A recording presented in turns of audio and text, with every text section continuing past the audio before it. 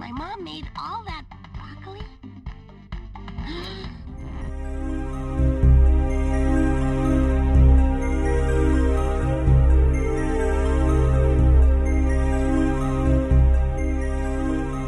Right then, so today I have with me Paul Griffiths. How you doing, mate? You okay? Yeah, not bad, not bad. Good, good. See you again. Yeah, real good to see you again. Obviously, the last time I spoke to you was at the the first time I met you as well was the Retro Computing Museum in Leicester. So that's a free shout out for them. Yeah, indeed. So how you been keeping since then? Well, just sort of same as always. We sort of never really came out of lockdown, so we just sort of stayed in it. Oh right, okay, yeah, gotcha. So, so it was just sort of bimbling on, really. Yeah. Right, so one of the first questions, if you like, that I like to ask is what was your first ever computer or games machine? Are we talking with a keyboard or without one? Whatever was your first games machine first, if you like, and then we'll move on to computer. Probably like one of the Pong ones where you had, is it Grandstand or something? Oh right, okay, yeah. Where you had the various tennis and all that sort of stuff. So I think a lot of people probably started there. Yeah, it's probably one of the first ones I saw. First games machine I had was an Ace-tronic, and then obviously you started playing games with arcades and stuff. So. And then moved on to the Atari. Yeah, well, we had a black and white TV, so it was actually quite good because obviously it was green and black when it. So to us, it was like, well, it's just black and white. Yeah, yeah. The original Pong machine was it black and white only? The grandstand one. I'm trying to think if it was. I don't know because by the time we got a colour TV, we didn't have it anymore. Yeah, yeah. That's fair point. Fair point. Yeah. So how about computer then? What was your first computer? Well, the first proper computer, I suppose, was the ZX81. We played all the usual things like 3D Monster Maze, Mazogs, all the classics. Yeah. Obviously, it wasn't that great, but you did what you could. I mean, especially if you start with just 1K. Yeah. And you put your dodgy RAM pack in the back. And hoped it didn't crash while you were trying to type in some listings as well. Yeah, it was quite common for that, wasn't it? I suppose. Very. Yeah, no way backing it up. Anything, and that's it. Yeah. Oh no, it's gone. Yeah, yeah. And then obviously after that progressed. Now you'd think I'd progressed to a Spectrum, but my dad, in his infinite wisdom, decided to get a VIC-20. Oh, okay. And I spent about a year badgering him afterwards. Saying, no, you were supposed to get a Spectrum. In the end, he just gave up and got one. Right, so straight to was it the 16K one or straight to a 48 or? It was straight to the 48 because I think it was 83 when I got mine. Right, okay. So it was 48 had come out. Yeah. And my brother and I, well, both my brothers and I just started collecting games from start, and obviously we had all the issues that Crash starting from number 1. As soon as that came out, we got it. Yeah. And it sort of went from there, really. Right. Okay. So, so I take it you're still programming now? Yeah. Yeah. I mean, I had quite a bit of time out. Sort of. We'll get to that bit in a bit. Yeah, that's fine. I've been working for a bank for nearly 9 years. Yeah. But I am doing a little bit of dabbling on the side. Yeah. Okay. So was the Spectrum the machine you started your programming? Yeah, I mean, obviously originally I was playing the games and it was like, good, I like that. Yeah. And, then you sort of type some stuff in and then you make basic games and and then in about 1985-ish, when I was 15, a friend at school bet me £10 I couldn't learn machine code. Right, okay, so you took the bet. Even before that, I'd written a few quid adventures with a friend. Yeah. I took one of them, which was called The Lost City, funnily enough, a bit like the new film. Okay. to Interceptor Yeah. and got turned down. Oh, Because right. Okay. we're only doing full price games at the moment, and we don't do full price Quill games. So that was my first rejection there. Yeah. Yeah. I've still got that as well. Oh, okay. Oh, that's good. That's good. And then after that, I was like, well, I need to write, because in the letter it says if you learn machine code, we're going to have a budget label coming out soon. Because at that point, Interceptor was just called Interceptor Micros. It wasn't Players. It wasn't Pandora. And it wasn't even. They just kept it as Interceptor Micros. So, and because obviously down the road, because I lived in Tadley near Aldermaston. Now down the road from us was Cleaver Park, and Incentive Software were there. Thalamus were there. Oh, okay. Interceptor they're all in the same park. And Jeff Minter lived 2-3 roads down from me. Oh, wow. Okay. So it was all like it's the big sort of gaming town. Well, Yeah. village at that point. It was the biggest village in Britain because of the atomic weapons establishment. Yeah. Because obviously needed all the people, so they just made it bigger and bigger and bigger, but it stayed as a village, even though houses were built.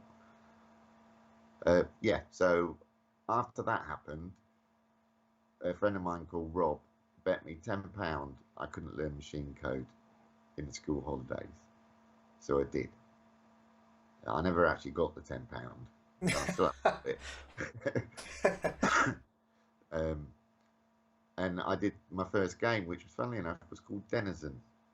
Okay.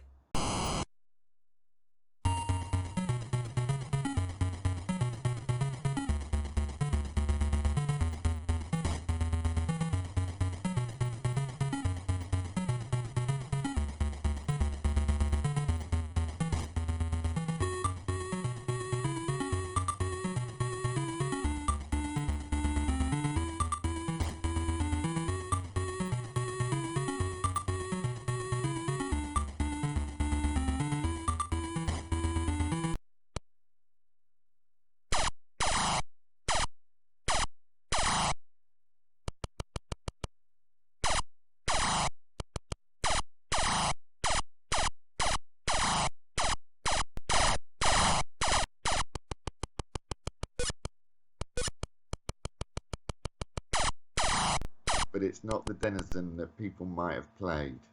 Right. It was more like Dandy, which is similar style to Denizen, but obviously I sort of borrowed the graphics a little bit because I wasn't very good at art. Yeah.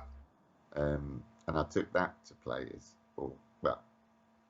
they had players at that point, Interceptor, and they said, well, you can't use someone else's graphics. And I said, I know that. I mean, it was loosely based around Aliens, because obviously my favourite film. Good choice. Good choice. Yeah. But they gave me 250 quid, and they gave me an Opus Discovery and a monitor and a few other bits and bobs, and said, well, go away, and when you finish school, come and work for us. So I went away and I just carried on writing stuff. Wow, that's brilliant.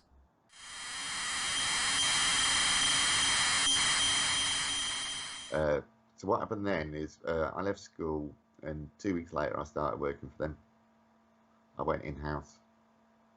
And the first game I worked on was Clean-Up Service. It was a conversion from the Commodore 64. Now, clearly I wasn't that experienced at that point.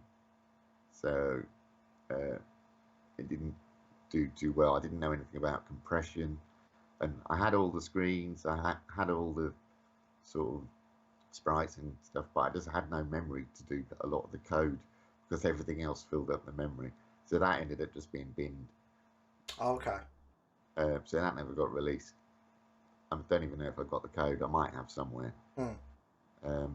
And so that's when I started working on a conversion of Riding the Rapids, which was actually my first game, which was released, which was in 1986 or 7. Right. Okay.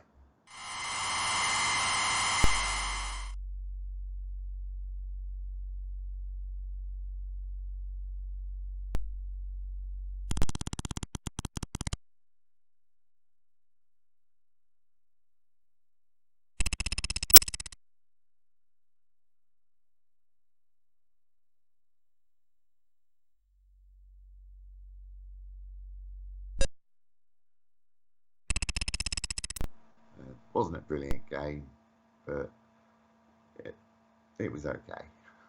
It was You your know, it first taught me release. a lot of things. It got you reused some of the code, a Hmm. few of the things like Dizzy Down the Rapids. Some of that code was sort of borrowed.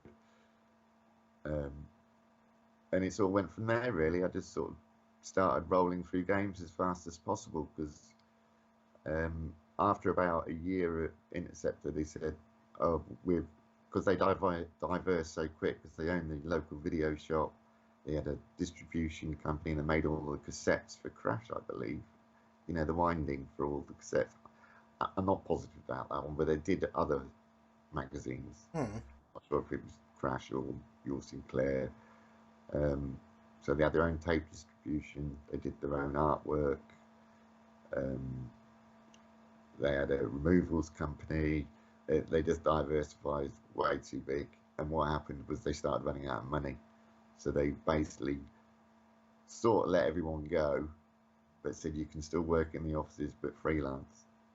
Right. So most people, I think only the main programmer there was like employed as such. Everyone else was freelance. Yeah. So then I just started writing games, and it was literally after riding the Rapids, I just rewrote Denizen as pretty much a rip-off of Aliens. So, and it, you know, it was just like what it was so obvious it was Aliens because it had all like the dark areas, you know, the sort of the aliens running around, the sort of the base all looked aliens-esque. Yeah. You can go up and down to sub-level 3 and all that sort of stuff. Oh, okay. It literally had everything of that, and the baddie at the end looked like an alien, you know, like a queen. Yeah. And they had, you know, the little pods where the aliens came out, and so, and that was like a, you know, it didn't go down brilliantly well with everybody, but it was something I wanted to write, so I just did. Well, that's it. There's no hard rules, is there? So yeah. Well, no, so I just literally started writing games as I wanted. It wasn't a case of getting a commission. It was a case of I'll write something and they'll just pay me X amount of money to do it. So I just kept doing that. So I rolled off quite a few. I did. When football came up, I ended up doing Super League. Right.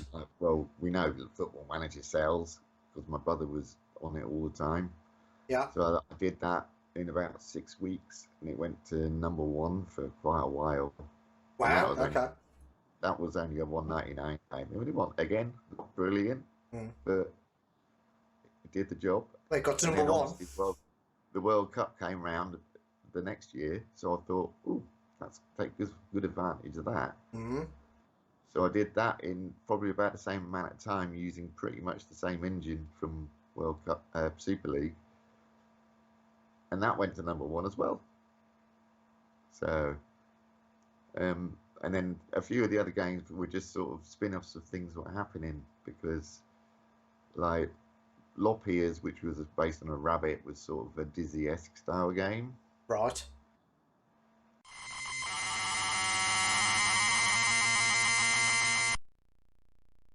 So it was a case of do a sort of a puzzle game like Dizzy, but I'll just use a rabbit.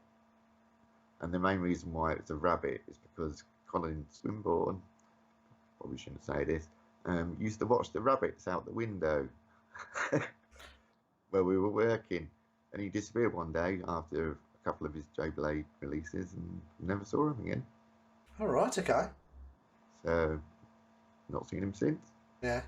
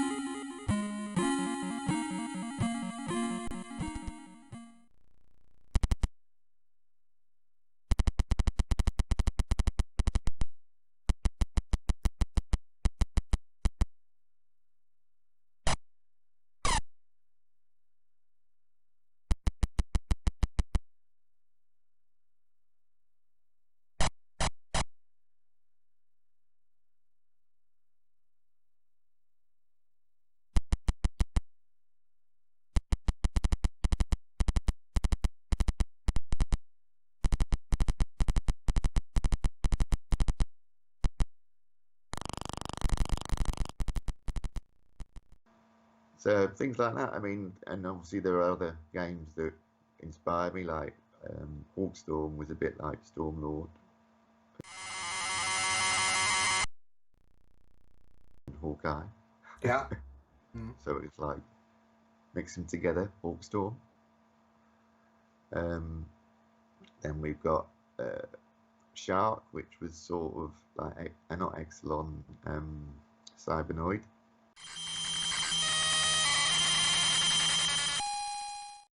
Yeah. Okay. Taskforce was a sort of the first version to be finished, but because I was writing Shark after with better graphics, we decided to change the name of the person who wrote it. Oh, okay. The main problem with that though was we called her Sonia Knight.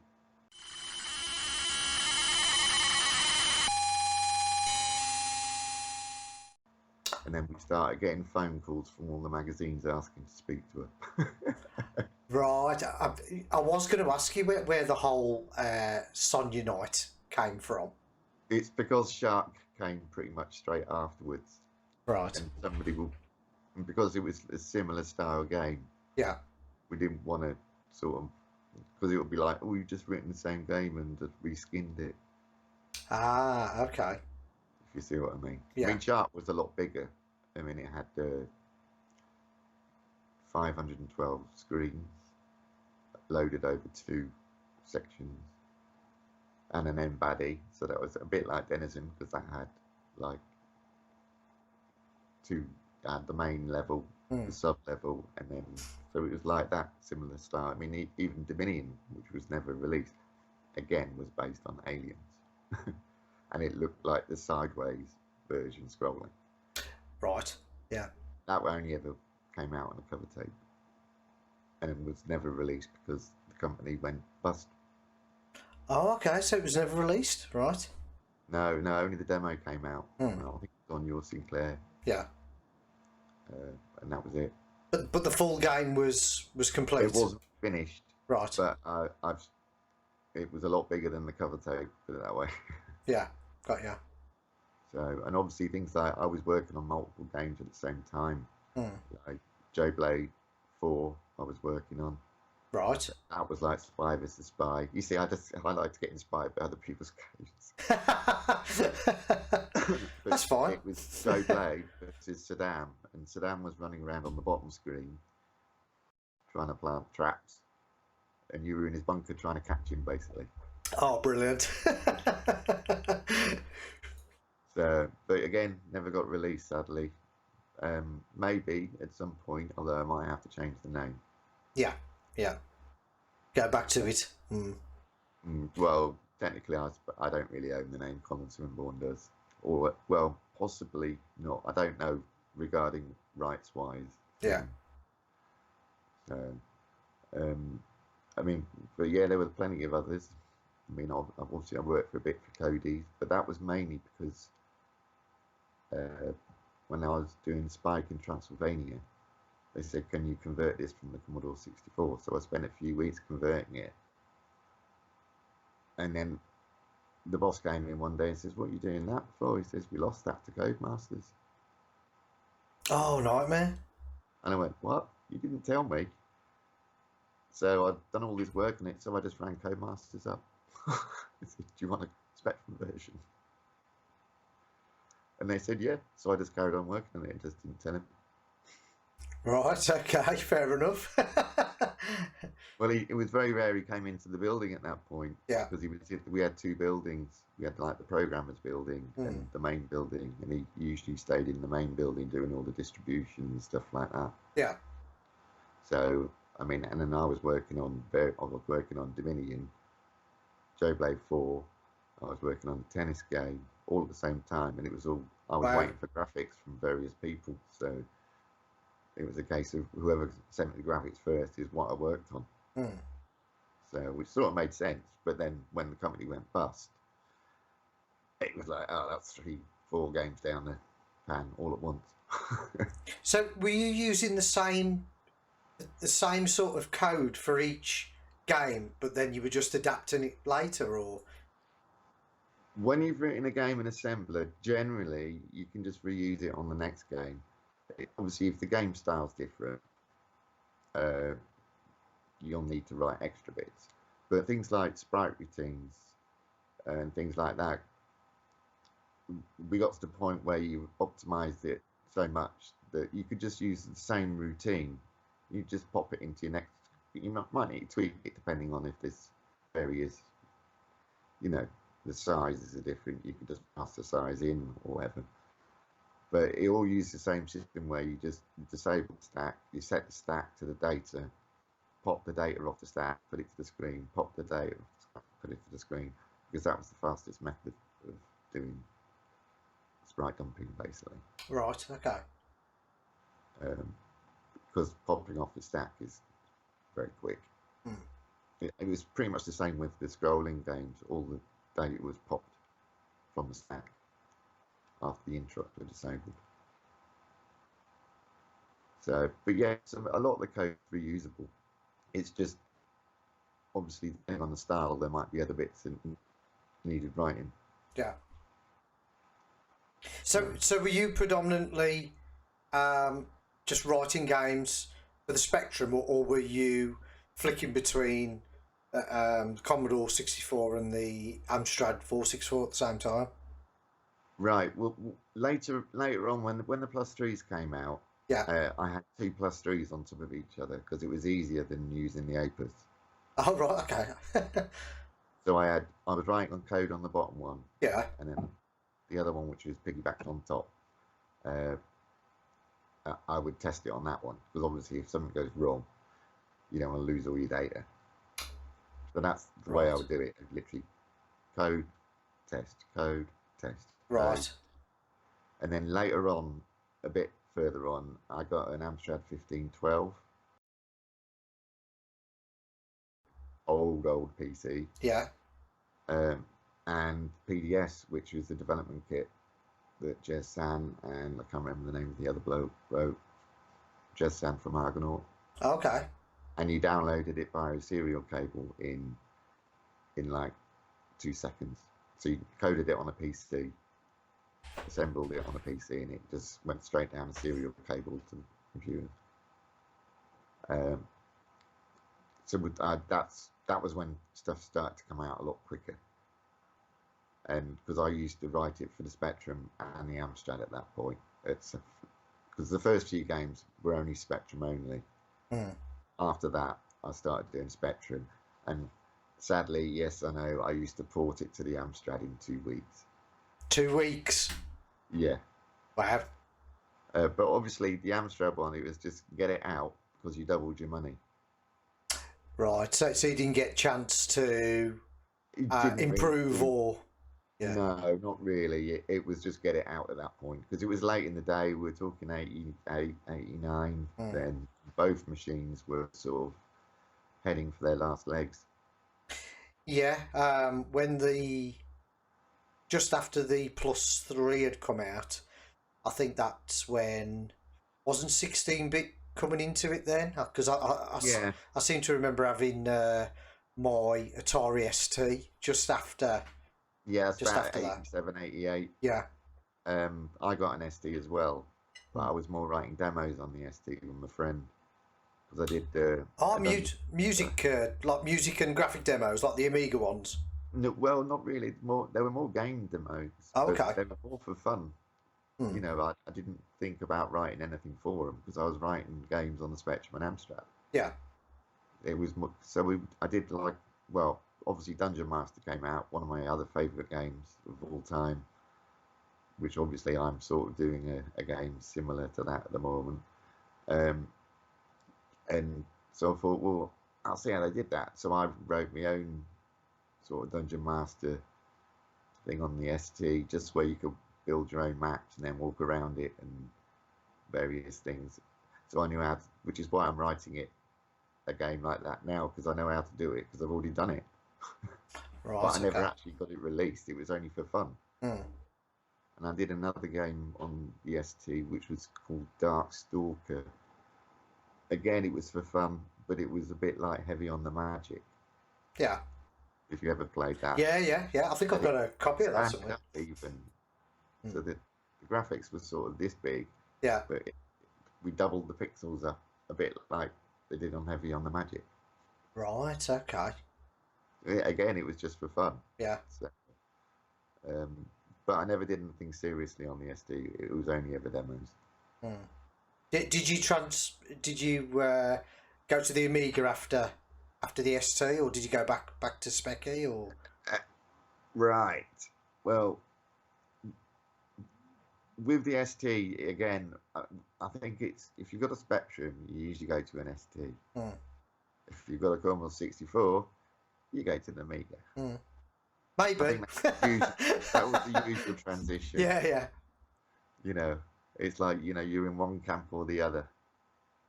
I mean, I used to use Andrew Chalice's Commodore 64 for conversion work. He did a Trolley Wally. Oh, okay.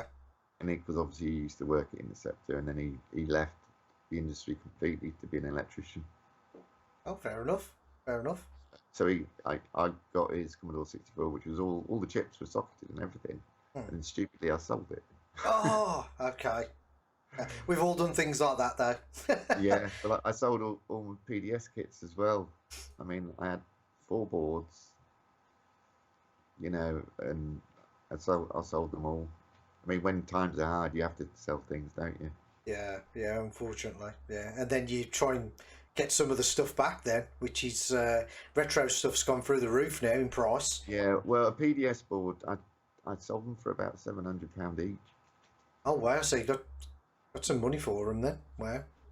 Yeah. I mean that was 20 years ago.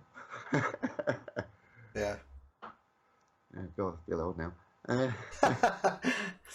So anyway, when Interceptor went bust, and sort of during the time when they were struggling, I also did games for a game for Micro Value, which, funnily enough, was called International Ninja Rabbits. I like it.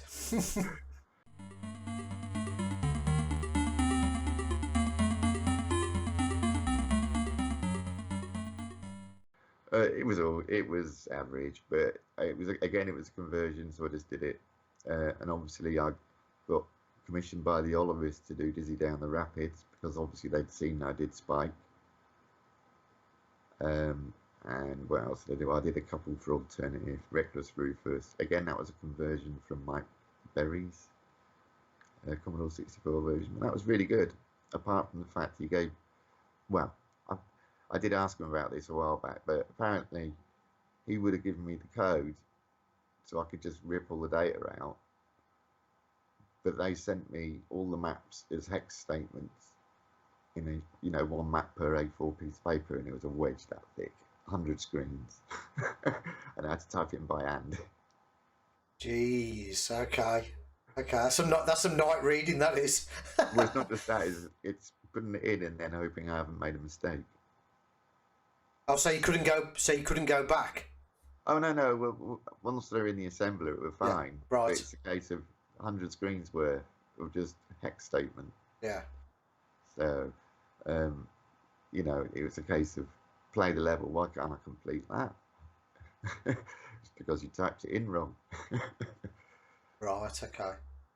So I did that, and obviously I did Bully Sport in darts. We won't talk about that one. I didn't get paid for that. Oh, okay. Right. Okay.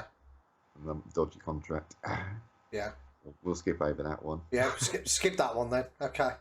And then afterwards, the Olivers approached me. We're going in-house in Leamington Spa, so off I went. I passed my test. 2 weeks later, I moved out from my mum and dad's. So that's my sort of Spectrum and Amstrad sort of era ended, if you know what I mean. So you were working alongside the Oliver twins for which Dizzy games? Right, but it was Interceptor. No, it was. Hang on, it was Dizzy Enterprises when I joined. Oh, okay. Yeah. And to start with, the first game I did was The Fantastic Adventures of Dizzy, which is the big version on the Master System and the Gamegear. Okay. And Andrew did the NES version. Right. I think he did that previously because Dizzy Down the Rapids was actually a sub game from the NES version. And then after that we did. I'm trying to remember what we did in what order. Excellent Dizzy, which was Master System, Game Gear, and Mega Drive. Right, so straight over to the consoles then. So the I suppose the Spectrum then, it was starting to be left behind. So you yeah. I mean, this was in about 91. Yeah. So 16-bit era. Yeah. Yeah, it moved on. I mean, even the Master System at that point was sort of fading away a little bit. Yeah. And then after sort of Excellent Dizzy, during it really, there was a bit of a fallout between Cody's and the Oliver Twins, and that was the last game that I worked on for Cody's, because obviously I was employed at that point by the Oliver Twins. So what's your what would you say is the game that you're most proud of? Most proud, or just enjoyed writing? We'll go for most proud of first, and then. Okay, I'll Judge Dredd, I'll say. Right. Okay. On the Game Gear and the Game Boy. Yeah. I started writing it on the Game Gear. And Lyndon Sharp was doing the Game Boy. Lyndon left to go to ATD after he'd done some of it, and so I ended up writing them both basically. And what I did is I just made a little macro language, because the Game Boy's only got a restricted instruction set. It didn't have any exchange registers, so I wanted to make sure I could just port it over without having to rewrite the whole lot. So I wrote it in sort of the macro language so that it worked on the Game Gear and the Game Boy at the same time. Right. With the same code, which was different. But it had to be done because they wanted them both at the same time, and I was the only one doing it. So, I mean, I ended up being in Croydon for 3 months at the probe office just to finish off the Game Gear one, and then I went back to Leamington for the last couple of weeks to do the Game Boy one. So, I mean, that was the one I enjoyed the most. I mean, I've still got a video with the set that I was given, walking around the set, the actual film. Oh, wow. Okay. Because it was the Stallone one. Yeah. I did have a big 6-foot standee of Dredd. Well, that's got lost over the years, probably in the skip somewhere. And I got a load of slides of some of the costumes and stuff. I think you showed me some of the slides at the Computer Museum, didn't you? Yeah, they were interesting. Yeah. So did you? I take it you didn't get to meet Stallone then? No, I never. I mean, I did get. I've got the actual premiere ticket still in one of my folders. Oh, okay. To the premiere. Yeah. But I never actually made it because there was a massive car crash on the M40. I got stuck there for 5 hours and missed it. Oh, right. Okay. So I was a bit gutted about that. Yeah, I bet you was, but at least you weren't involved in the car crash. So no. Yeah. Just waiting for 5 hours and trying to get to Leicester Square. Yeah. And just what a shame. Up at the end and turn around.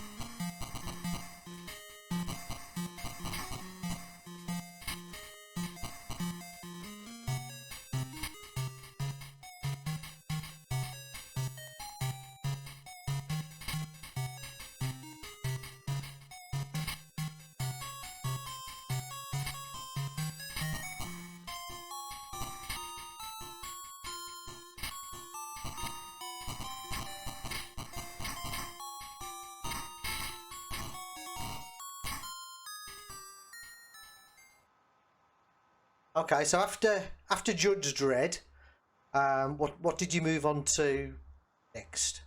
Well, after Judge Dredd, because Judge Dredd was keeping the company alive, the Olivers obviously had fallen out with Codemasters at that point, so we're trying to get work from other people, and they got a PlayStation 1 dev kit, which the original dev kit looked like a PC box, basically. Okay. It was a big white box. So we all started learning C at that point. It was before everything was in assembly. Oh, I see. Okay. So we all started learning C, which was about 95. And they got Fire and Claude for, I think it was BMG who did that, and Creature Shock from Argonaut. So they wanted that ported to the PS1. So I ended up working on the PlayStation 1 version of Creature Shock, and Tony Povey, who I worked with, was doing the Saturn version. But this was just for the Japanese market, so it was for Data East. Oh, okay. And it had kanji, which was a nightmare because it had like thousands of characters. Yeah. for a bit of text. Yeah. So I mean, after that, basically, I had a bit of a falling out with the Olivers. So I ended up going to NMS Software, which was in Warsaw, and I actually moved there with my girlfriend stroke wife at the time. And the first game I worked on at NMS was 360X, which never got released. There seems to be quite a few occurrences that never got released. It was basically like Thrust. Oh yeah, okay. With big caverns and stuff like that. Worked on it for about 2 months. I mean, I helped out on Tilt on the PlayStation 1, which was done by Glenn Benson for the PlayStation, and Chris Urquhart, who did Daddy Thompson's on the Specky. Yeah. He did the Saturn version, I believe. So I helped out with the full motion video for Tilt. I didn't do anything else on that. And then after about a month working on 360X, apparently it was found out they didn't have the rights to do it. They weren't asked to do it, and so it just got canned instantly. So somebody was under the presumption it was under commission, but it wasn't. So that stopped, and then I got moved on to Mass Destruction. Now, Mass Destruction originally on the PS1 was being coded by Keith Jackson, who was my producer from Probe for Judge Dredd. Right. So a little bit of a cross people going different companies here, there, and everywhere, as it always has been. Yeah. But he basically couldn't do it any longer because he ended up with a management role. So I took over from him. So I was doing the PlayStation 1 version, and Steve Deacon did the Saturn version. So it's sort of always the same. One person does the PlayStation, the other one does the Saturn. And Andy O'Neill, sadly deceased, was doing the PC version. So we all worked on that. I mean, that went really well. It was great fun to write, because it was just like getting your tank, 3 different types of tank, all sort of 3D, slightly top-down-ish. You know, everything 3D models, blow everything up, run over the little men with, in your tank, and hear them scream. It was just a lot of fun. Yeah, mindless violence is always fun. Yeah, I mean, your tank had various weapons, high explosives. It had a flamethrower. You had all sorts. So, and it was, it was like mission based. It was good to write. Yeah, good fun.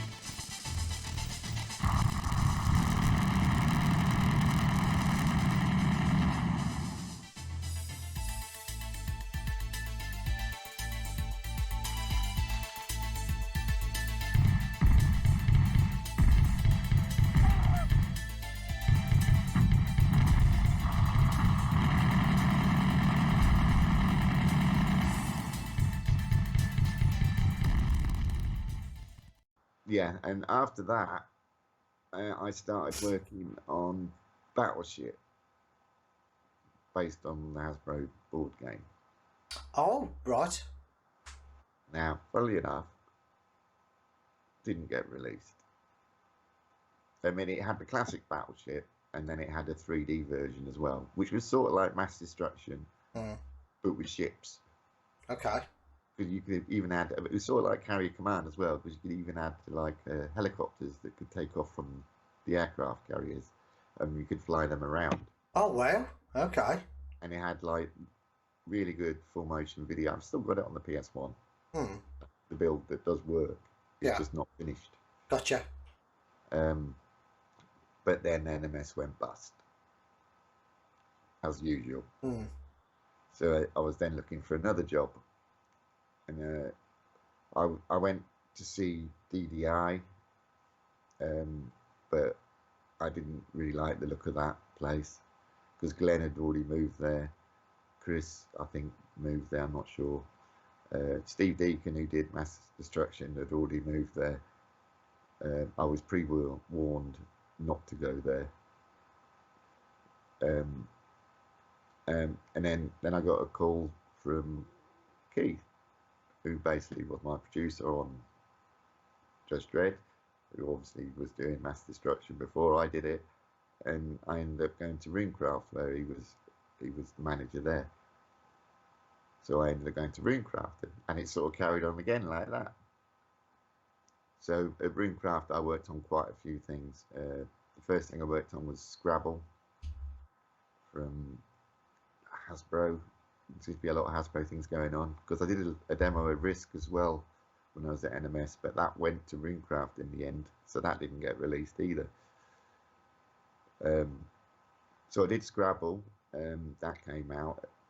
The first year I was moving house, because obviously I bought a house at that point. Yeah. So I worked at home, and then as soon as I sold the house, I moved in-house.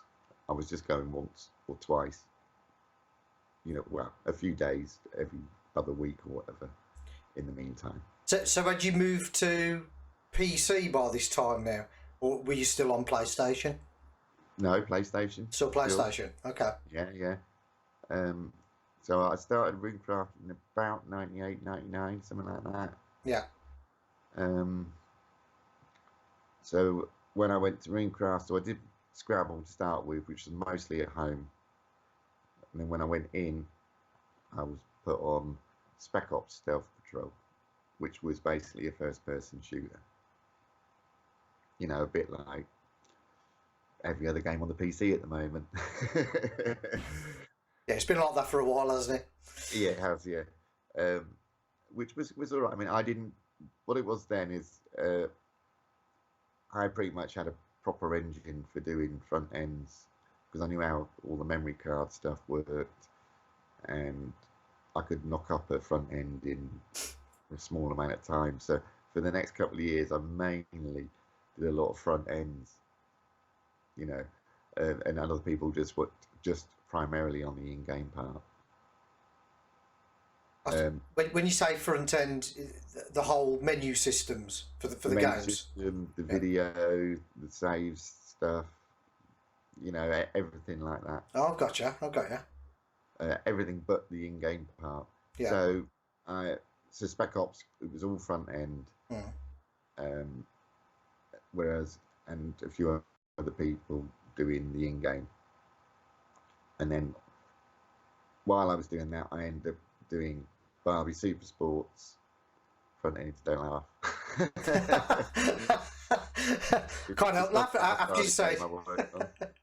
Can't help laugh after you say don't laugh. The front end for all of that, and it sort of kept evolving, because I did that because I was asked to code review someone's code. When I looked at it, it was a mishmash of about 3 or 4 people's games from different companies. It literally was just like all splattered together. It was terrible. As soon as I did the code review, he left and never came back. All right. Because he'd been working on it like months. So I got it all completely rewritten from scratch in a matter of a few weeks. Wow. Okay. And that was while I was doing other things at the same time. And then I was asked to do a code review of Baldur's Gate, and the bad thing about that code review is there was no code. It literally all it did was load a screenshot up, display it, load the next screenshot up, display it, and he'd been working on it for nearly a year. Literally, I did the code review on that. He never came back. He basically blagged it for a year. Couldn't actually do anything. So I ended up writing all of the front end for Baldur's Gate. I mean, there's a lot of front end in Baldur's Gate. It's everything but the bit where you walk around. So all the map stuff, all the video stuff, the prologues, the sound, the intros and the speech, the character generation, the spells, everything apart from the in-game part. And there were about 4 other people writing the in-game part. I rewrote all of Baldur's Gate in C. They used the C++ from the original PC version, which is why it was so slow, because it was so recursive. You could have 20 different routines recursive, or you go right to the end of it and there's no code in it. That's why the PC version was so slow. Oh, I see. It was very badly written. Yeah. Anyway, 2 weeks before we'd finished that, and this was about a year's work, obviously including me doing other things, because I did another Barbie game in the meantime, front end wise. Interplay canned it because Baldur's Gate 2 was coming out, and they didn't want it to interfere with the sales. So with about 30 bugs left, it just got canned. All right. Slightly disappointing because I like my D&D stuff. So. Okay. Yeah. And after that, I ended up being put on Pajama Sam 3. You are what you eat, from your head to your feet. Conversion from it was a bit like Sam & Max Hit the Road style. Yeah. Cartoon game, basically. It had hundreds of thousands of frames of animation. It had speech. It was about 50 screens, but everything you clicked on each screen animated. So I literally had to write my own cartoon engine to get it to work on a PS1, which only had a small amount of memory and limited VRAM. And wow. So because it used is it Scrum engine, the one the Monkey Island used? A Scum, yeah. Yeah. Scrum, that's it. I Yeah. can't remember exactly what it's called. Yeah. But it uses that engine. So all I got was the graphics, and I had to write all the code from scratch, which was fun. 20 box tops. And that means I can get the Pajama Man action figure with Titanic elbow thrust.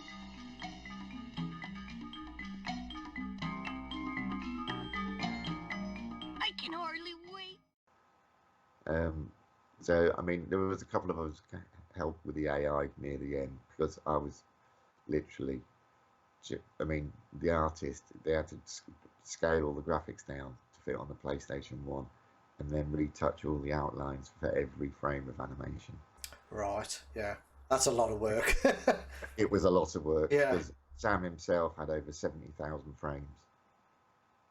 Because obviously on each screen, as you're running down each sort of whichever entrance, that itself was a whole FLC animation. And with the compression, I mean, I literally had to compress it down, do various compression types, see which one was the best, and use that for every single frame. And then it live downloaded each frame per frame of each type of animation, otherwise it wouldn't have fit. Right, so it was constantly reading off the disc. It was constantly reading from memory for that screen to put into VRAM. Oh, I see. Okay. They had to decompress it, then put it into VRAM, then it displayed it on the next frame. So it was doing all that on the fly? Yeah. Wow. And then obviously with speech and everything else on top, and 5 odd languages, and yeah. it was a big piece. Yeah. I mean, it looks easy. I mean, if they'd given me the sauce, it might have been a bit easier.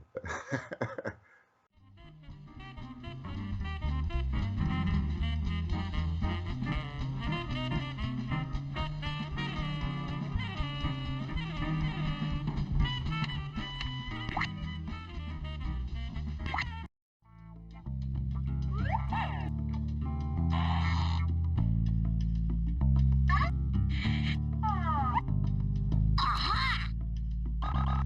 All right, cookies. Your dinner spoiling days are over.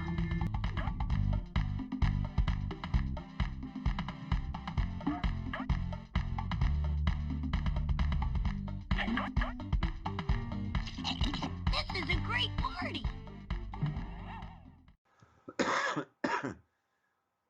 So yeah, that finally got released, and this was at the point where Runecraft started with 10 people-ish. By the time I'd finished Pyjama Sam 3, there were over 350 people at Runecraft, and it was clear things were starting to go a bit downhill. Too big, too quick, and eventually it just sort of collapsed on itself. So, as usual, it seems to be every company I go to goes bust. So was you said Roomcraft? Was that your company or No, no? Oh, okay. no, it was a company owned by Martin Hooley, who used to. I can't remember the name of the other company he had.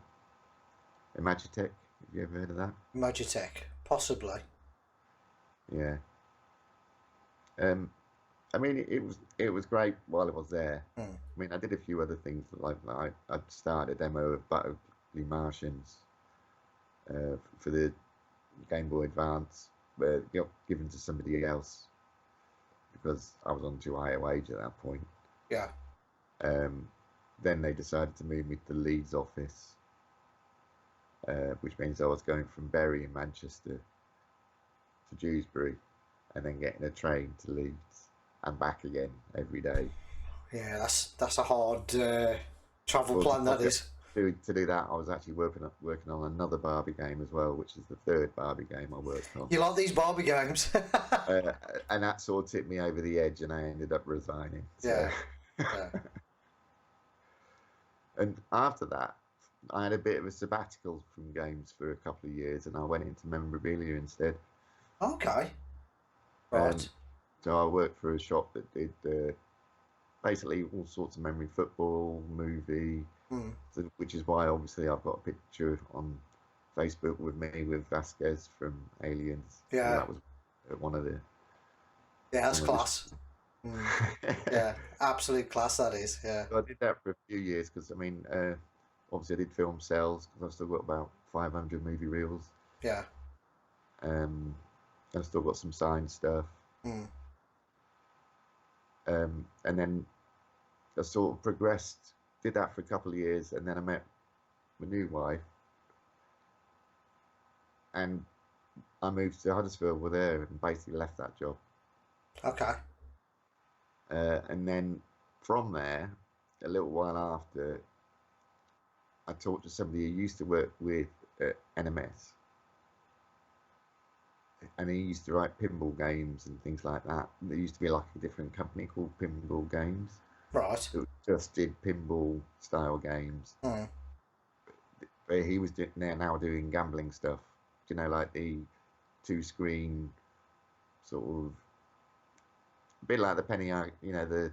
So the modern like arcade machines, but the ones that when you win they kick out the tickets, that kind of thing.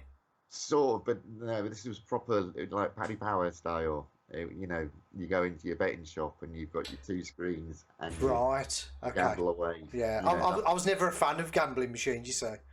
No, nor was I, but it was work. Yeah, well, So I did absolutely. 2 games for them. Yeah.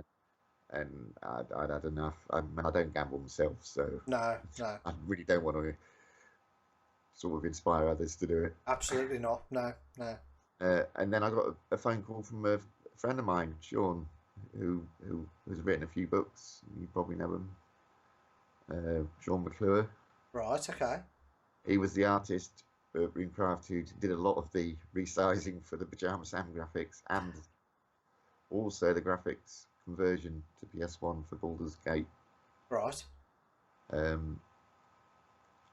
So he basically was working for a company in Dewsbury, which was also in pretty much the same office that we had when we were working at Runecraft.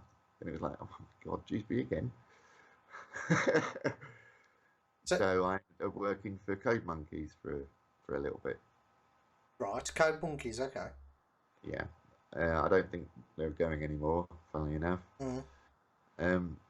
So when I went there, I ended up working on DS games. So I've been about a bit, been sort of doing various things. Yeah, different machines, yeah. Oh, I missed out Creative North, but that doesn't matter. I forgot about that one. Before Code Monkeys, in Huddersfield, there was a place called Creative North, which was a few students from the uni. And they did basically mobile games for Nokia and Sony Ericsson. Oh, okay, yeah. The good old phones, yeah. So I worked for them for about a year, and I did Subbuteo and Six Nations rugby for them. And it was terrible pay, and I didn't really like the fact that those at that point you had to get it to work on 80 different handsets and test it, and it was all Bluetooth, so it was a nightmare. So I only did 2 games for those style of phones, and then just I had enough of that. There was no. The standard was still being set in stone, wasn't it? Whereas now you got Apple and Android now, haven't you? So yeah, which is fine. I mean, the Sony Ericssons were great. The Nokias was so slow; it was unbelievable. Were they? Oh, right. Yeah, they were terrible. Yeah. You could play Subbuteo on a Sony Ericsson. It's like, oh, this is quite playable when you try playing it on the Nokia because it was in 3D. They were indestructible phones, though. Yeah, but that's true. I mean, these were colour ones. I mean, obviously, they weren't the original Nokias. Yeah. They weren't that bad. Yeah. It wasn't Snake. Snake, I was just going to say, yeah, Snake. Good game, though. Oh, yeah. So after that, that's when I ended up working for Code Monkeys, and I did 8-Ball All-Stars on the Nintendo DS, which is basically a pool, which had like trick shots. It was multiplayer, download play, which was a complete nightmare to work with, where it downloads itself to another DS that hasn't got the cart. Oh, okay. It was an absolute nightmare to get working. Right. Because of, and also, because it was multiplayer, you could download it to the other player, and then also the networking, because they might wander off for a minute. And obviously, when you're playing pool, you've got to have exactly the same table. Yeah. So checking all the networking, and it's like, no, that packet's gone missing, this packet's gone missing. Trying to get all the syncing working, nightmare. Yeah. Got it finished though eventually. Clever stuff though, not having the, being able to multiplayer but not have a second cartridge. Yeah, I mean, you could. There was the option of having a second cartridge, but the download play stuff was quite innovative for. Absolutely. DS. So it just wasn't very easy to work with because you had to sort of attach a file to it to say that it was a legal copy. Right. If you made a mistake, it didn't work. Yeah. And it was so you had to build the download copy, and you had to build the normal copy. And any mistakes that way, and it was nightmare. Getting through Nintendo in the first place was always a nightmare. Yeah, I was going to ask that if how did you get on with Nintendo, because they're notorious, aren't they, for quality and. Well, it's not just that though. They say it's 6 weeks for a submission, but they could fire it back in 6 weeks with one bug, and then you have to do another 6-week submission. Oh, I see, right. Because they test it overnight, make it just sit there overnight for 24 hours. and things like that. So, I mean, you had to be pretty rigorous and make sure everything was right before you submit to. Well, Yeah. even Sony were the same, to be honest. Oh, who was sorry? Sony. Sony, yeah, Yeah, they yeah. were the same. You know, they were pretty rigorous as well. I didn't do any proper Sega stuff because obviously the excellent Dizzy that I worked on the Genesis and Master System stuff that I did, because it was Codemasters, it was sort of not collaborative with Nintendo or Sega at that point. Yeah. Due to copyright issues, if you know what I mean. Yeah. do you think from a gamer point of view that vigorous testing and that 6-week process, do you think that's a good thing? Because at least then when you get the game, you know that it's pretty much smack on, rather than having to play a game that's broken and then having to keep waiting for patches, and which is modern gaming, isn't it? Which is a pain. Yeah, well, nowadays you buy the game and then you add the patch. Yeah, yeah. And then you do an update and it's an overnight update. Yeah, yeah. Which obviously, but then you've got the disc, you just threw it in and you're away. That's it. Yeah, there was no patches. Yeah. So you had to make sure it was right. Yeah. I mean, Super League, when it first came out, I accidentally disabled the save game. So it looked like it was saving, but it was just saving test data. So when people saved the game and loaded it, it didn't work. So I had to do a second version of it. Oops. Yeah. They weren't very happy when that happened. They should have tested it. Yeah, that's right. Yeah, yeah. So after Code Monkeys wise, after that I did international athletics with John Carlisle. He did the in-game, I did the front end, which seemed to be, I mean, even 8-Ball All-Stars. I did the front end, networky style code. And Paul Slinger did the in-game, who I believe works for ID now. Oh, okay. I think. I'm not sure. He did it last time I heard of him. Yeah. So he did the in-game pool side. I fixed a few of the bugs because there were a few times where the ball could just shoot off the table and you'd never see it again because you did it so hard. The physics just went out of control a bit. Yeah. But it was only a few bugs in game. So the international athletics again, that was just a bit like, you know, it was a bit like Daily Thompson Decathlon, to be honest. You had all the same style events: the 100 meters, the 1500, the shot put, the discus. It had shooting as well, archery. Joystick breakers. I can't remember if they were, to be honest. Like I say, I did most of the front end for that, so I'm pretty sure they, because it was a DS, you couldn't really break the joystick. Yeah, just break the buttons. Oh, come on! On the PSP as well at the same time. Yeah. But because I started that at the beginning, whereas 8-Ball All-Stars, I was just finishing off somebody else who didn't finish the front end or the networking play.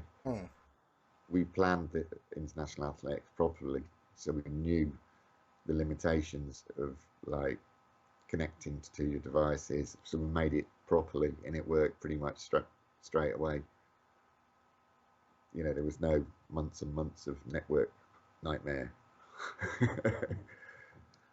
So, were there any games that you wish that you'd have been part of or worked on? well, obviously, Boulders was one that I wished I'd got released. Right. Okay. Yeah. But it wasn't. Yeah. Because that was, you know, a favourite style of game for me. Yeah. I mean, there's loads, aren't there? Really, Yeah. Night Law, you know, all some of the original stuff. Ultimate stuff. Yeah. Yeah, Night Law was the classic. Although I wasn't very good at it. I don't think anybody was, to be honest. No, it But just it was good to look at. yeah, it was good to show your mates on it. Oh, look what my machine can do. Yeah, because I bought Night Law and Underworld at the same time because they both came out pretty much the same week. Hmm. And you sort of played Underworld and you think, bloody hell, this is hard. It is. It's Uh, even more difficult now when you go back to it. yeah, and then you play Night Law and you think, it's hard, but I like looking at it. And I didn't, Underworld didn't really get looking for ages because I just kept playing Night Law. Yeah. But even things like Alien Highway and Cyclone, I mean, there's loads of stuff that were good. Yeah, they're classic, absolute classic games there. Yeah. Yeah. So, right, where are we then? Code Monkeys. Yeah. Did Manic Monkey Mayhem for the Wii download? I think it was Wii, whatever it is, shop. You know, that one. Again, John Carlyle, and he worked on GTA London for Runecraft, funnily enough. So it's like everybody knew each other already, pretty much. Yeah, that helps. Yeah. So we did the in-game. I did front end again. Paul Slinger did the engine. You know, and it was sort of like that. And then Code Monkeys got into trouble, and Okay. and they ended up going bust as well. I came back from holiday and they got gone bust. I won't mention Postman Pat because I was working on that at the time. Right. Okay. Yeah, came back to say the company's gone bust. So I came back from Egypt for 10 days. So 3 days later, I was back in Egypt for 3 weeks.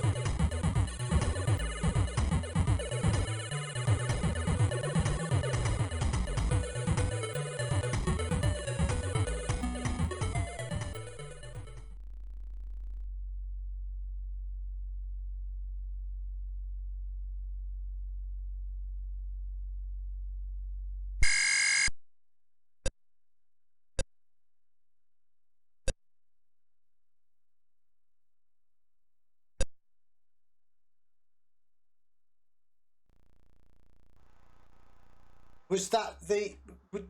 Was that 2000? I'm just looking at your because on Moby Games it's actually got you listed and a lot of game credits on there, and it's saying that 8-Ball All Stars in 2009 was probably the last game you worked on. Is that about right? Would you say? Probably, yeah. Yeah. I think so. So, I'm trying to think if there's more because April All Stars was the beginning yeah, of Code Monkeys. yeah. Because obviously then I did International Athletics, then I did Manic Monkey Mayhem for the Wii. I also worked on, Football Director. I started that on Android. That got took over by the boss in the end. And obviously Postman Pat on the DS and the PlayStation 2. Oh, okay. So there are quite a few various things. Yeah, that's out of date and well out of date. Yeah, oh yeah, it's not completely accurate. Yeah. I checked that myself. It's like, nah, that's not right. Yeah. Well, this is why you ask the questions, isn't it? Yeah. So I feel now that obviously the retro scene in the last, say, 5 years has started to explode. And we've now got the Spectrum Next. Yeah. Has that? Obviously, you've heard of the Spectrum Next. Has that started your love for programming off again? Would you say? Well, the thing is, I've actually been programming after then. It's just I was doing it for a bank. Okay. So I've been at a bank for nearly 9 years. Yeah. Since 2013. And I basically automate all their systems. Yeah. Which, instead of a human pressing all the buttons, it does it automatically based on whatever criteria. Okay. So it fills out all the various bits that needs to be filled out for whatever things like swapping your ISA to another bank. It fills out all the various bits, creates all the files, sends them all off, things like that. Yeah. It was basically a money saving exercise for the bank, so they didn't need as many staff working on one thing. A classic example being bereavement. Started with about 80 staff there. Now the robot that we built, you press a few buttons and you need about 4 people running it. Everything else is automatic. It does everything. Oh wow. It blocks accounts. The second part of it pays out to whoever's the beneficiary and things like that. It sends it out. It creates the letters. Does everything. So is it a form of AI or is it just literally a robot? Well, the processes are there, but they were done by a person. So each person did one case for whatever it was, and then the new systems were basically you add a case for whatever system it was going to be. It could be anything, transferring ISAs out, paying money to a beneficiary or whatever. Yeah. Then you just add the case, and you end up with 100 cases a day that have been added, and then somebody else presses process on a different machine, and it rolls through these cases one by one, doing all the various things it's supposed to do for whatever case type. So it made, instead of 80 staff, you only needed 5 or 10, or depending on how many you wanted to add a day. Oh, so they've certainly saved some money there then with that system. They saved millions in a few years. Because there were 30 of us doing. When we started as a small team. Yeah. They ended up being 30 of us.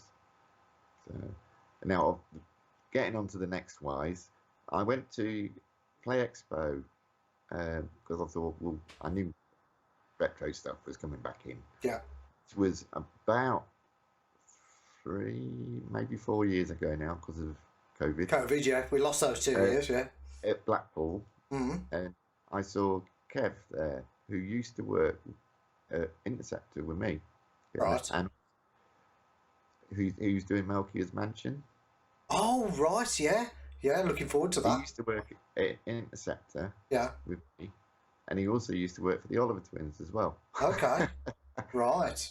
And he actually saw me there. And he was filming at the time, just wandering around filming.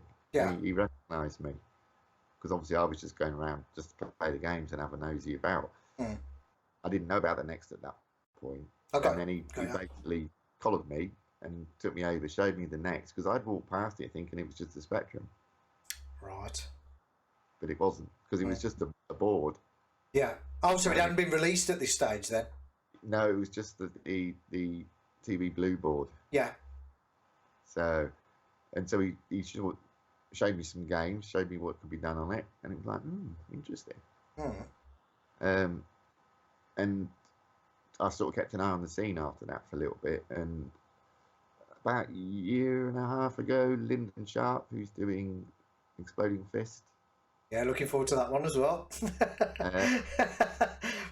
He sent me his old board, so I've got the TV Blue that he had originally. Okay, nice. So obviously I've done a little bit of dev work on it. It needs a lot of work, but the first game will be coming at some point soon. Okay, so my question was, are you working on a Spectrum Next game? Yes. Yeah. I'm actually working on 2 at the moment, but I'm mainly working on the big one, which is called the Pyramid. Right, okay. Mainly because I've got all my love of Egypt, so I like Egypt a lot. I've got so many Egyptian things, it's unbelievable. Oh, okay, yeah. So it's sort of my theme. Gotcha. I've got a shelf full of all the. I'll just grab one. Hang on. Yeah, sure, yeah.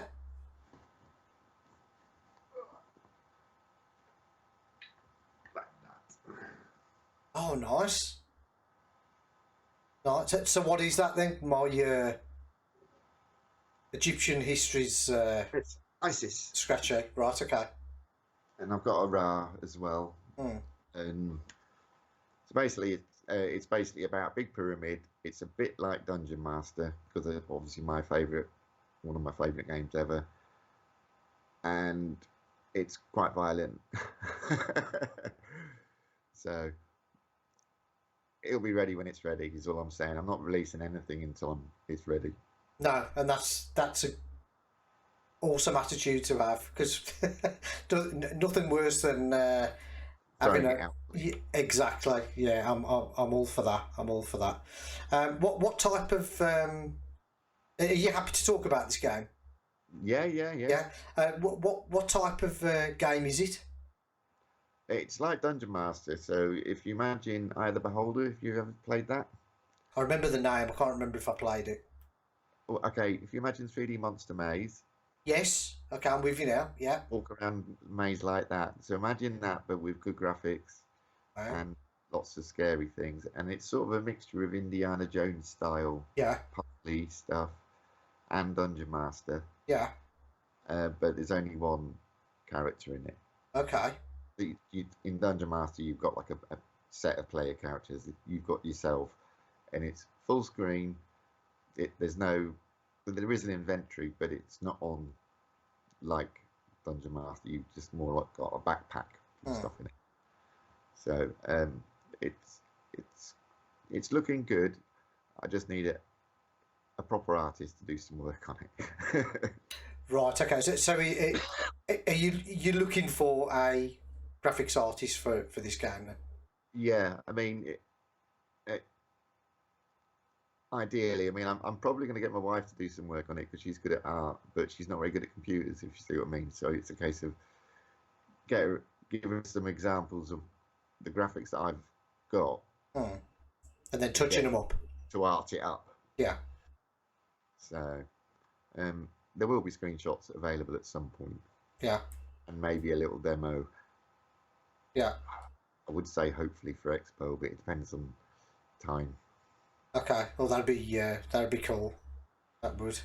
But no, when it's ready. The other one I'm also doing is Joe Play 4, but obviously again I need to do a lot of work on it. I mean, I've got the original code for that, so I just need to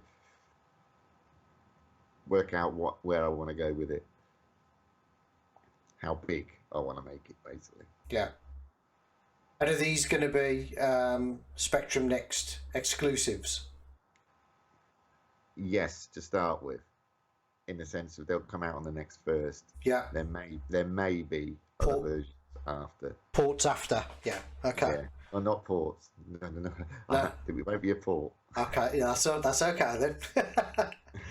Because Not like the old days. yeah, because you've got the Commodore 65 as well. That's come out now, haven't you?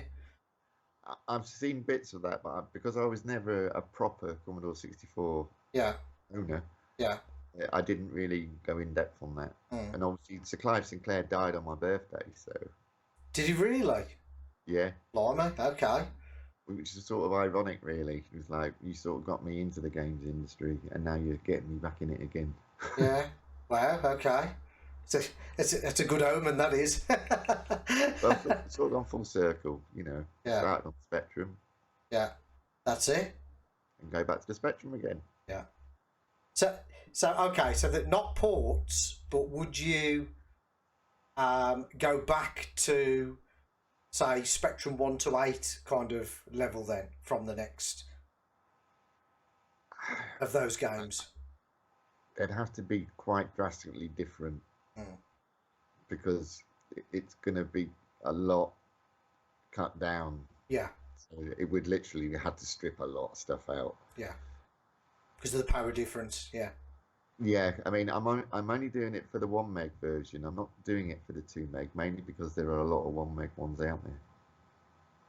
Yeah, there was a bit of a poll put out to do with that, and I was all for the two meg, purely because it's easy to upgrade, and the RAM's relatively cheap. But I can understand where you're coming from. And hasn't the Kickstarter 2 got 2 meg as standard though? Yes, it has. Yeah. I mean, I'm thinking of maybe doing some kind of expanded part in for the 2 meg, but not drastically changing Yeah. the game, if you know what I mean. Yeah. Well, So it may have a few additional bits, Yeah. but not. It's not a must. It's an extra. yeah, I think that's probably the best. Yeah, that's probably the best thing to do, isn't it? That because when they used to do 1 to 8 and 48 games, and you turn the tape round, for instance, you literally sometimes you just got title music and in-game music, didn't you, for the 1 to 8? Guilty. Guilty as charged. Not always, but yes. But I like that addition. I mean, for instance, Off Weeders Own Monte. So you play that on a normal Spectrum, and you just got the spot effects. But then as soon as you put it on the 1 to 8, you got that awesome music while you was playing, and it almost transformed the game. Yeah. So I was big fan of that.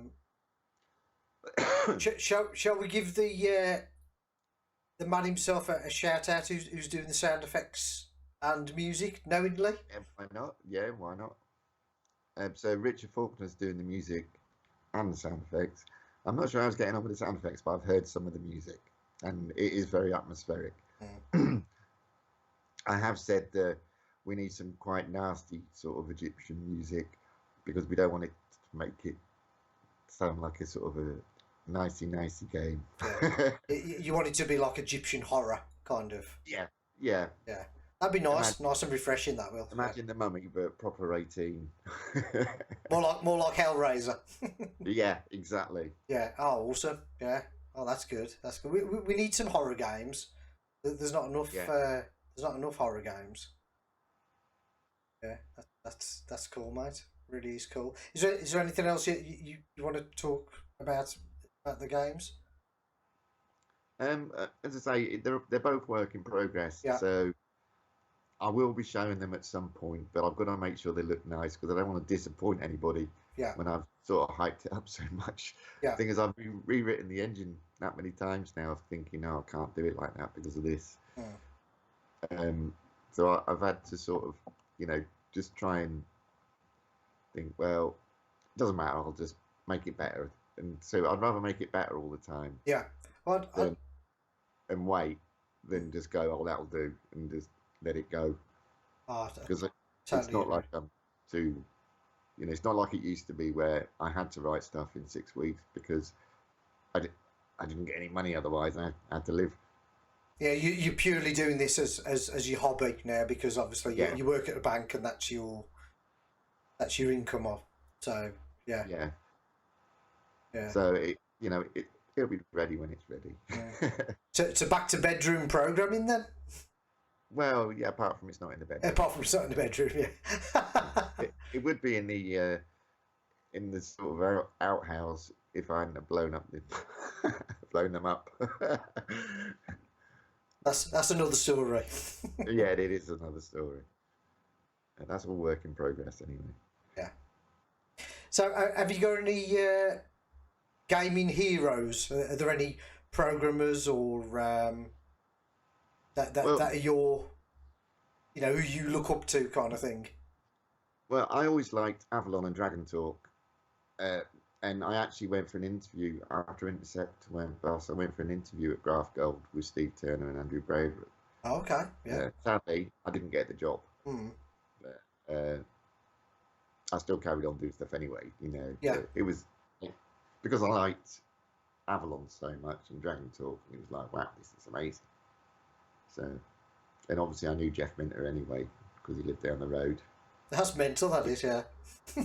he literally 3 roads down, went to his house once, and it was just as he'd started doing his freeware stuff, and he invited us in because it was me and Andy, because Andy was another programmer who did specky stuff for Interceptor, and Jabba who did the graphics, and we went to his house and he was living with his mum and dad at that point, I think, and there were just bin bags of mail. There was probably about 30 bin bags of mail with people giving him money for his games. Because it was freeware, it was, pay if you want to. Mm. And it was like, you've got 30 bin bags full of money. Yeah. And then it was like, and he's moved on and done other stuff as well. I mean, his games are all very different. And obviously Matthew Smith, and obviously he worked at Runecraft for a little bit. Mm. And definitely a character. Yeah. Chris Urquhart, who did Daley Thompson, he worked at NMS. Glenn Benson, he worked for NMS as well. He did quite a few things. Did loads. Steve Deacon's done loads of stuff. I mean, I did stuff with him, and he was a good programmer. John Carlisle, same, another good programmer. Yeah. There's got quite a few, to be honest. Mm. I mean, same again, artist-wise, there's loads of good artists and musicians as well. Yeah. So it's really hard to say one person because there were a lot of talented people. Yeah, that's the same as somebody asking you your favourite band or film is. I struggle. I'd have to have a top. I'd have to have a top 20 of each because I've got such a wide spectrum of genres that I like. Yeah. I wouldn't be able to. Aliens is definitely in there though. As definitely in there as one of the top ones. Yeah, fantastic film. All of them, to be fair. I even like the Prometheus films. Yeah, I know everyone don't. No, everybody slags them off. I didn't mind them myself. Yeah, that was okay. I know you could say they were just rehashing, old bits, which they do, but they do that in quite a lot of films now, don't they? Yeah, well, they're remakes of everything, aren't they? So yeah, they're too scared to do anything original now, which is a real big shame. It really is. Just quickly going back to the game you're working on, are there any plans to have any physical copies, or is it just going to be digital only, do you think? Personally, I'd rather it was just physical. Yeah, that'd be nice. Yeah, me. But obviously there's the cost involved, and it's a case of I don't want to just have a CD, a DVD style box with a picture on the front. Mm. I want a proper Baldur's Gate style box. Nice big cardboard box, and a manual. So I'm thinking maybe doing some kind of tiered version. So maybe having a download. Yeah. Maybe having it slightly limited on the download one. Okay, yeah, that's interesting. Would you go to like Kickstarter or anything on that? I don't know. I know a lot of people do it, but I'd want the game to be finished before I even thought about doing that. And then at that point, what's the point? Because it's not for the money. Mm. It's more of that's more advertising, really. Yeah. and then maybe having the normal box, and then like a super duper deluxe box. Yeah. Okay, I'll put my pre-order in now then. So when it gets to like 90% done, Yeah. I might put feelers out as to what other people want first. Okay. And also maybe just find out roughly what the numbers are. Because I'm not even sure how many necks are out there. Is it 4,000, 2,000? Yeah, I did know this. I think there's about maybe let's say there's 3,000 necks out there. Yeah, from the first Kickstarter, but then you've also got all the Engos that people have got. Yeah. So let's say that's another, I don't know, couple of thousand maybe, or say 1,000. And yeah, and then you've got Kickstarter 2 as well, and that's about 5,000, isn't it? Buy it as well. I mean, yeah. Generally, I think a lot of people prefer physical copies. Yeah. But then you've also got the other side and think, oh, I want a physical copy of anything. So you sort of have to do some kind of download version, otherwise you cut off some of your market. Yeah, I agree with that. I'm just going off. As soon as a physical copy for the next is released, within a week they're all gone, which I've noticed with everybody's games. So if that's something to go by, you got Bitmap Soft, all the Rusty Pixels games, they just disappeared straight away. Yeah, so that's something. Yeah, I mean, again, it's cost-wise as well, yeah, isn't it? Yeah, absolutely. You've got to sort of plan for that. Yeah. And then obviously, you're going to do a big box version. You've got to work out how many people might want a big box one. Me. But clearly, you're after a freebie. I'll pay for it, and I'll do you a video for it. You know that. So yeah, no problem there. No problem there. So, Paul, thanks for this chat. It's been really interesting. Thanks for doing that. A little bit of history. Yeah, no, feel old. It's great. Well, yeah. Are there any websites or social media platforms that you use that people are interested, maybe doing art for you or helping you with your game to get hold of you? I'm mainly on Facebook, to be honest. I don't really, I'm quite, I just try and keep an eye and see what's going on. Yeah, no, that's fair enough. I haven't really tried to get an artist at this point. Yeah. I want to make sure everything's working. Once everything's working, then it's a case of get the art. Yeah, no, that's fair enough. Yeah, okay. Because I can always put some links into this video if you want me to. Anyway, if you want me to direct anybody to anything, so. But right, but there's nothing as of yet. I haven't bothered doing anything because I don't want to do it until it's pretty much done. Yeah, absolutely. I totally agree. That's fair enough. Yeah. All right then, Paul. Again, thanks very much for doing this for me. No problem. Yeah, thank you very much, and I'll catch you soon. Maybe at the Computer Museum or Expo. Maybe, yeah, if you go in. Yeah. Oh, one quick thing. Are you hoping to go to the Crash event in Warsaw? Possibly. My son was born in Warsaw. There you go. There's a good reason so I know to go. Well. Yeah. And obviously, NMS were in Warsaw. Yeah. Excellent. So it's a possible. I'm not sure yet. Not sure. All right then. Fair enough. Okay. Right. Well, I'll catch you later then, and I'll again. Thanks again for doing this. No problem. All right. Cheers. Cheers, mate.